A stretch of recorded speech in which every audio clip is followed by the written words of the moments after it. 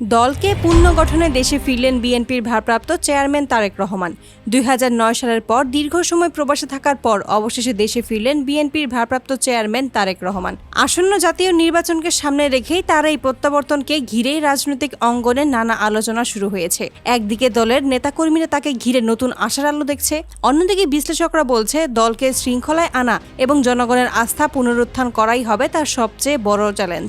২০০৯ সালের পর একাধিক মামলার কারণে দেশ ছাড়তে বাধ্য হন বিএনপি নেতা তারেক রহমান। তখনকার আওয়ামী লীগ সরকার তাকে দুর্নীতি ও অন্যান্য অভিযোগে অভিযুক্ত করেন। কারাবরণ এবং রিমান্ডে শেষে রাজনৈতিক সমঝোতার অংশ হিসেবে তিনি চিকিৎসার জন্য লন্ডনে পাড়ি জমান। এরপর প্রায় ১৬ বছর নির্বাসিত জীবন কাটান তিনি। প্রবাসে থেকেও তিনি বিএনপির ভারপ্রাপ্ত চেয়ারম্যান হিসেবে দলের নীতি নির্ধারণে যুক্ত ছিলেন। তবে মাঠ পর্যায়ে সরাসরি নেতৃত্ব না থাকায় দল বারবার সাংগঠনিক দুর্বলতায় ভুগেছে। গত বছরের ৫ আগস্ট দেশে যে বড় রাজনৈতিক পরিবর্তন ঘটে সেটিই মূলত তারেক রহমানের দেশে ফেরার পথ সুগম করেছে। ৫ই আগস্ট ছাত্র জনতার আন্দোলনের মুখে তৎকালীন প্রধানমন্ত্রী শেখ হাসিনা দেশ ত্যাগ করেন।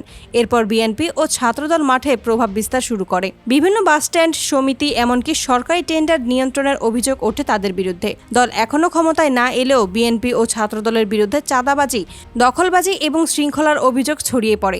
এতে সাধারণ মানুষের মধ্যে তাদের ভাবমূর্তি ক্ষতিগ্রস্ত হয়। বিশ্লেষকরা বলেছেন, এই নেতিবাচক পরিস্থিতি কাটাতেই আসন্ন জাতীয় নির্বাচনের আগেই দেশে ফিরছেন তারেক রহমান। দলীয় সূত্র বলছে, দেশে ফিরে শুধু নির্বাচনী প্রচারণা নেতৃত্ব দেবেন না, বরং সাংগঠনিক পুনর্গঠন কাজেও হাত দেবেন তিনি। তবে বড় প্রশ্ন থেকেই যাচ্ছে, দলীয় ভিতরে যারা চাঁদাবাজি ও টেন্ডারবাজির সঙ্গে জড়িত তারা কি তারেক রহমানের ডাকে এসব থেকে সরে আসবে?